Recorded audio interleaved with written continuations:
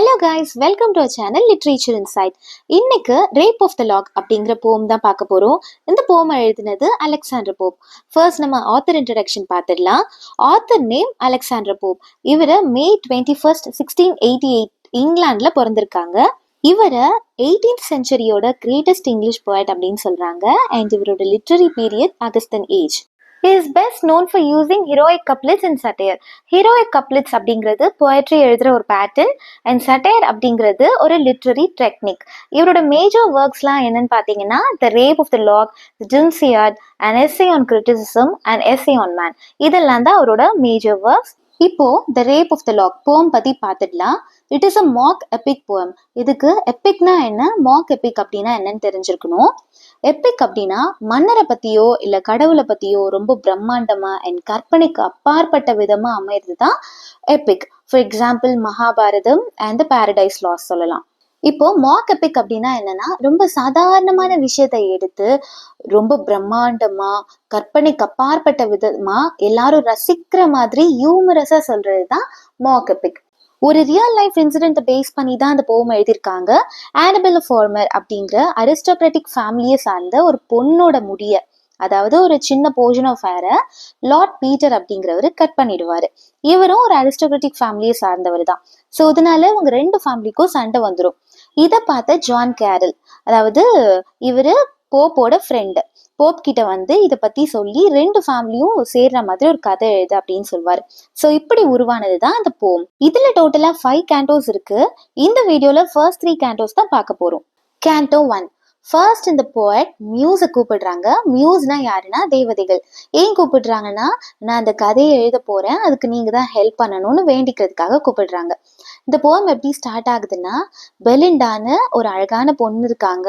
அவங்க தூங்கி எழுந்துக்கிறாங்க. ஒரு 12 o'clock போல லேட்டா தான் எழுந்துக்கிறாங்க. ஏன் லேட்டா எழுந்துக்கிறாங்கன்னா, அவங்களோட கனவுல ஒரு அழகான யங்மேன் வந்திருப்பாரு. வந்து ஒரு விஷயம் சொல்வாரு. என்னன்னா, உன்னை பாதுகாக்கிறதுக்காக நிறைய ஸ்பிரிட்ஸ் இருக்காங்க. அந்த ஸ்பிரிட்ஸோட பேரெல்லாம் என்னன்னா சில்ப்ஸ். அவங்க யாருன்னா, ஒரு காலத்துல ஹியூமன் பீயிங்ஸா இருந்துட்டு இறந்து போயிருப்பாங்க இல்லையா, அவங்கெல்லாம் தான் இப்போ சில்ப்ஸா இருக்காங்க. அவங்களோட வேலை என்னன்னா, பெண்களை ரொம்ப பரிசுத்தமா பாதுகாக்கிறது தான் அவங்களோட வேலை. ஆக்சுவலி இந்த கனவை யாரு உண்டாக்கி தருதுன்னா, பெலிண்டாவோட கார்டியன் சில்ப், அதோட பேரு ஏரியல். இந்த ஏரியல் தான் பெலிண்டாவோட கனவுல யங்மேனா வருது. வந்து வார்ன் பண்ணுது. என்னன்னா, உனக்கு ஏதோ தவறு நடக்க போகுது பெலிண்டா, ஸோ நீ கேர்ஃபுல்லா இருக்கணும், எஸ்பெஷலி மென் கிட்ட ரொம்பவே கேர்ஃபுல்லா இருக்கணும்னு சொல்லுது. அப்படி சொல்லிட்டு இருக்கும் போதே பெலிண்டாவோட லேப் டாக், அந்த டாகோட பேரு ஷாக், அது வந்து பெலிண்டாவை லிக் பண்ணிடுது. லிக் பண்ண உடனே பெலிண்டா தூக்கத்துல இருந்து எழுந்துக்கிறா. எழுந்த உடனே அவளோட டேபிள்ல ஒரு லவ் லெட்டரை பாக்குறா. அஃப்கோர்ஸ் இவ ரொம்ப அழகா இருக்கா அண்ட் இவளுக்கு நிறைய ப்ரொபோசல்ஸ் வரும் இல்லையா. ஸோ அந்த மாதிரி ஒரு லவ் லெட்டர் இருக்கும் போது அதை எடுத்து படிக்கும் போது, அதை படிச்சுட்டு இருக்கும் போதே இவளுக்கு இந்த கனவை பத்தி எல்லாமே மறந்து போயிடுது. ஸோ அவ போயிட்டு ட்ரெஸ்ஸிங் டேபிள் கிட்ட ரெடியாக போறா. அப்போ கண்ணாடியில தன்னை தானே பாக்குறாளாம். அப்போ அவ்வளோ அழகா இருக்காளாம், ஒரு காடஸ் மாதிரி. அப்போ ஒரு சர்வன்ட் வராங்க, அவங்க பேரு பெட்டி. பெட்டி பெலிண்டாக்கு அழகா ட்ரெஸ் பண்ணி விடுறாங்க. இந்த போம்ல அந்த ட்ரெஸ்ஸிங் டேபிள கூட அவ்வளோ அழகா வர்ணிச்சிருப்பாங்களாம், ரொம்ப பிரம்மாண்டமா வர்ணிச்சிருப்பாங்களாம். அப்படி அழகு பண்ணும்போது பெட்டி மட்டும் பெலிண்டாக்கு ட்ரெஸ் பண்ணி விடல, பட் கூட இருக்க அந்த சில்ப்ஸ் எல்லாம் சேர்ந்து தான் ஹெல்ப் பண்ணுது.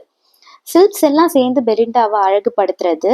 பட் அதோட கிரெடிட்ஸ் எல்லாம் யாருக்கு போயிடுதுன்னா, பெட்டிக்கு போயிடுது. ஸோ இப்போ பெலிண்டா ரொம்ப அழகா ட்ரெஸ் பண்ணிட்டு ஒரு பார்ட்டிக்கு போறதுக்கு ரெடியாகி வராங்க. இதோட கேண்டோ 1 முடியுது. இப்போ கேண்டோ 2. கேண்டோ 2ல பெலிண்டா ரொம்ப அழகா ட்ரெஸ் பண்ணிட்டு ஹாம்ப்டன் கோர்ட் பேலஸ்க்கு தேம்ஸ் ரிவர்ல படகுல போயிட்டு இருக்காங்க. அவங்க கூட நிறைய லேடிஸ் அண்ட் ஜென்டில்மென் எல்லாம் வராங்க.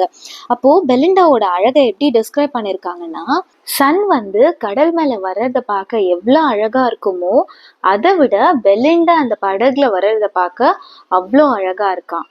அப்போ அவளோட முடியில இருந்து ஒரு 2 சுருள் மட்டும் அழகா சுருண்டு கழுத்துல வந்து விழுது. அது அவளோட அழகுக்கு இன்னும் அழகு சேர்க்கிற மாதிரி இருக்கு அப்படின்னு சொல்றாங்க. அவங்க கூட பேரன் அப்படிங்கிற ஒரு யங்மேன் வராரு. அவர் என்ன டிசைட் பண்ணிட்டு வராருன்னா, அந்த லாக் ஆஃப் ஏர் அவளுக்கு சுருண்டு விழுந்திருக்கு இல்லையா, அந்த முடிய அட்லீஸ்ட் ஃபோர்ஸ்ஃபுல்லாவது கட் பண்ணி நமக்கு சொந்தமாக்கிக்கணும் அப்படின்ற ஒரு முடிவோட வராரு.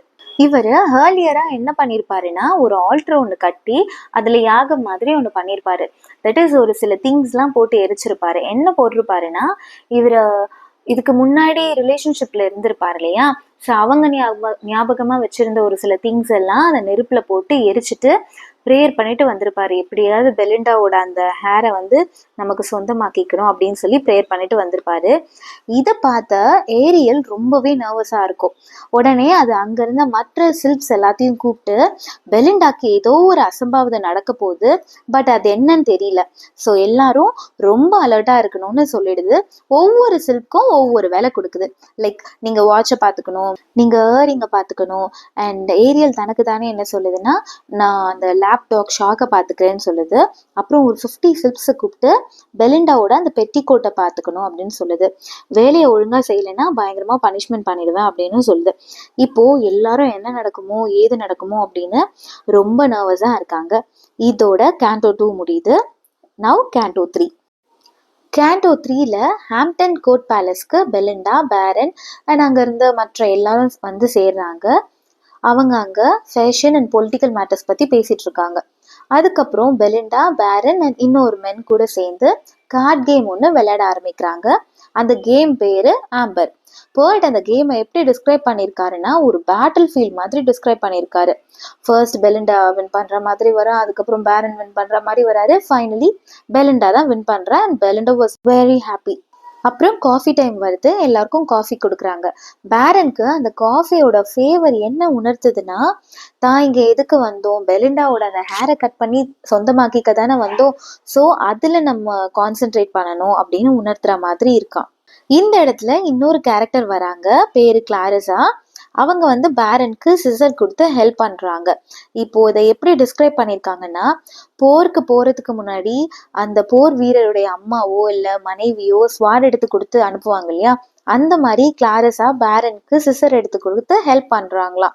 பேரன் சிசர்ஸை வாங்கின உடனே எப்படியாவது அந்த ஹேரை கட் பண்ணிடணும் அப்படின்ட்டு போகிறாரு. ஒரு 3 டைம்ஸ் ட்ரை பண்ணுறாரு. ஃபர்ஸ்ட் டைம் ட்ரை பண்ணும்போது சில்ப்ஸ் எல்லாம் சேர்ந்து வேகமாக காற்று வீச வச்சு அந்த முடி பறந்து போற மாதிரி பண்ணிடுது. செகண்ட் டைம் அவ கம்மலை டச் ஆகி திரும்பி பார்க்குறா. தேர்ட் டைம் இந்த ஏரியல் என்ன பண்ணுது, பெலிண்டாவோட மைண்ட்குள்ளேயே போய் சொல்லிடலான்னு ட்ரை பண்ணும்போது அதால சொல்ல முடியல.